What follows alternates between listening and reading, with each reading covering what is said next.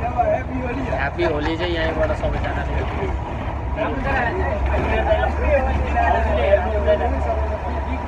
भाउजूले हेर्नुहुन्छ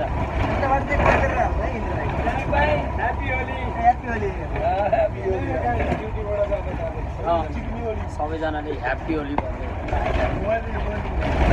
यति मात्रै है अन्तिम चरणमा केही भनौँ त अब आज विशेष गरी नेपालको होली पर्व खासै मनाउन नपाउने मौखिक रूपमा